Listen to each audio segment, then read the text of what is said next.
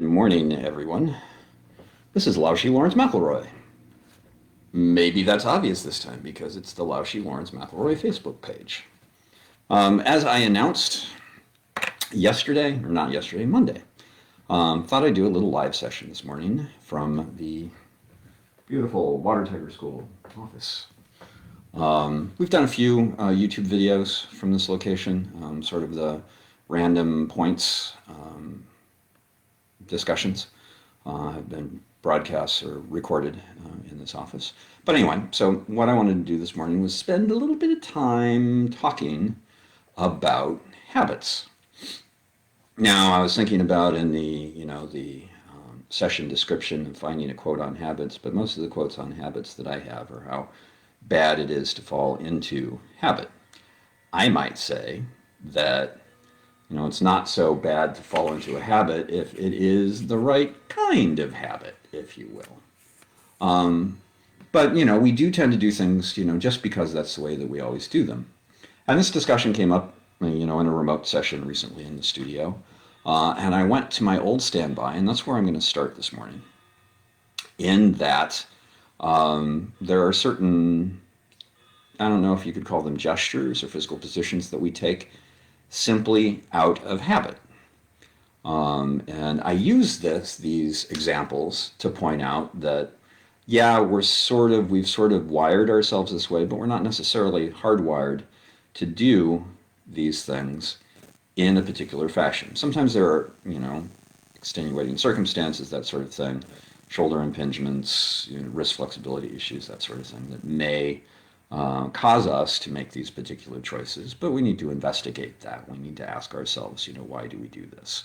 So anyway, when somebody's talking about something about, well, that's just the way I do it, or that's a habit, and it's hard to break a habit, or it's not possible to break a habit, what I do is I tell people to cross their arms, right? So I'm trying to get the right camera angle here. Maybe if I move a little bit away from the camera, you'll see. So the place that my arms will first go is the right arm is behind the left hand is tucked into the right arm. So in this position, if you'll join me, you don't have to, but if you join me, and then switch. And a lot of people, when I do that, if we were in a room, say a library, and we had 25 people in the room or something like that, I'd do this and then say, okay, switch the cross. And there'd be people in the room that would be like, and they'd end up exactly in the same place they started. But to me, these days, again, if I just get out of my way and let my arms cross, they're going to cross in this particular pattern. Only now, see, I've reversed it, and I can't tell the difference between the two because I've done this often enough that they just go. Same thing can be said if you've participated in some of the physical stretches that we've done in like our Stretching 101 sequence. I think it's group 11, maybe 7. I don't know which group it is. Of stretches, we do what we refer to as a cross wrist stretch, where in the front,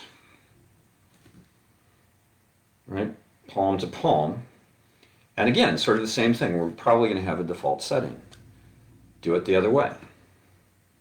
Now, I can still tell that my arm kind of feel, just a tad bit more comfortable with the right hand arm underneath as opposed to the left arm. It's a slightly different, but not enough to cause a lot of discomfort. Here, I've done this often enough that I'm not even sure what my default setting is. So we can change, is my point. Another thing in the cross wrist stretch, behind the back, we interlock the fingers. There are other things that we do where we interlock the fingers as well. And notice, again here, this is my left thumb out in front. Switch that.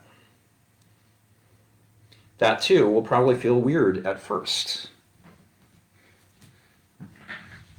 But we should be able to switch back and forth and sort of eliminate, to make that difference a little bit less. There's nothing stopping us except us ourselves. So in talking about habits, You have to remember, the habit of practice, the habit, oh, what's up, Rich? Thanks for joining me. I think maybe it's just you and me, I'm not sure. But anyway, so we can adjust our habits. There's all sorts of research out there on that, and the standard is that we have the 2190 rule. The 2190 rule means that it takes 21 days to set a new habit. 21 days to set a new habit. It takes some time. Now, perhaps, although our home isolation is sort of dragging on and on and on, there's all sorts of other sort of baggage that we will allow ourselves to pick up because of that. But I remember back in those early days, it was really about the first 21 days that were the toughest on most people that I know, and myself included. And after a while, it just sort of started to fall into a rhythm. The first 21 days, it's really having difficulty tracking time, tracking day of the week, keeping on my schedule, that sort of thing. But as we got in, deeper into months 2 and 3, especially toward the end of month 3, things started to settle down. Again, there's other baggage that we can pick up. Again, 21 days. It's the first part of the 2190 rule. 21 days to set a new habit. 90 days to ingrain that habit in your lifestyle. So 2190. If you want to change a habit, you need to stick with it for 21 days. And then another, let's do the math. What's 90 minus 21? 69. So anyway, so remember the 2190 rule. And also remember, when you want to set a goal, when you want to make a goal, to change the habit, there's a usual acronym that's out there, and it is SMART. Your goal needs to be specific. It just can't be some squishy like, I want to get in better shape. I want to work out more often. Yeah, what's that mean? Measurable, accountable. Is there a reward attached? And trackable. So SMART, specific, measurable, accountable, rewardable, and trackable, I guess. Rewardable, I think that's a word. So again, specific, it needs to be specific. Measurable, there has to be a way to measure your progress. Accountable, tell people that you're doing this. And those people can then also become your support system, because you need a support system when you're changing a goal or changing a habit and or, setting a goal. Rewardable, or is there a reward attached? Come up with a reward, something specific that will, the carrot of the stick, if you will. The accountable is probably the stick. They're the people that will keep you on track. The reward is the carrot. A book that you've been wanting to read, but is, generally something that you wouldn't buy. Something like that. I would have said, a play that you want to see or a place that you want to go, but these days neither of those are probably a reward that are, available to us all. Trackable. Again, you have to be able to note your progress. You need to check something off a calendar. You need to take measurements. If you're talking about losing inches or talking about losing pounds, your goal has to be trackable. So, 2190, 21 days to set a new habit, 90 days to make it part of your lifestyle. Your goals in that should be SMART, specific, measurable, accountable, rewardable, and trackable. And part of the accountable is go public. Many times when I have set a specific goal, I say it out loud to people, in front of people. And most times, though not always, because other things can indeed become involved, can get in the way. And within the accountability too, you have your support system. You have someone you can call, someone you can fire off a text to help keep you on track and support you when things aren't going well. So habits are habits. They're habits for a reason. They're a groove. They shouldn't become a rut. All right? Grooves are cool. Grooves are groovy. Ruts or rotten? Wow, I wonder if anybody said that before. Grooves are groovy, and ruts or rotten. So there you go.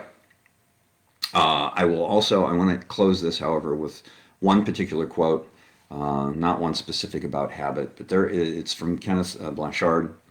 There is a difference between interest and commitment. There is a difference between interest and commitment.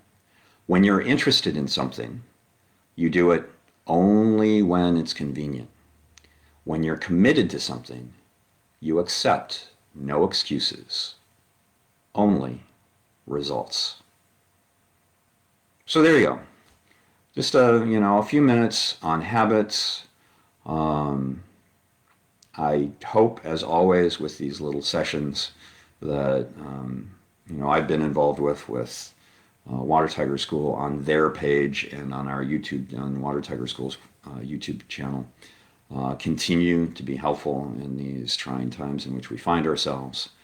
And remember, given those times, wear a mask, stay at home whenever it is possible. Keep washing your hands, and keep listening to scientific and medical communities as to next steps and that sort of thing. And I know I promised, the possibility when I posted this, that you might meet, Sasha, aka the cute thing of evil. However, she seems to be sleeping somewhere. I have another one of our cats that's sort of trying to figure out who Dad is talking to in his office, but she's a little leery because Dad is talking to no one in his office.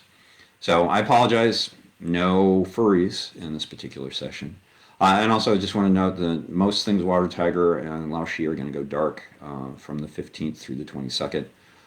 We will both, this page, both my page and the Water Tiger School page, will at least stay active in, sharing some of the stuff that they've been sharing on a regular basis.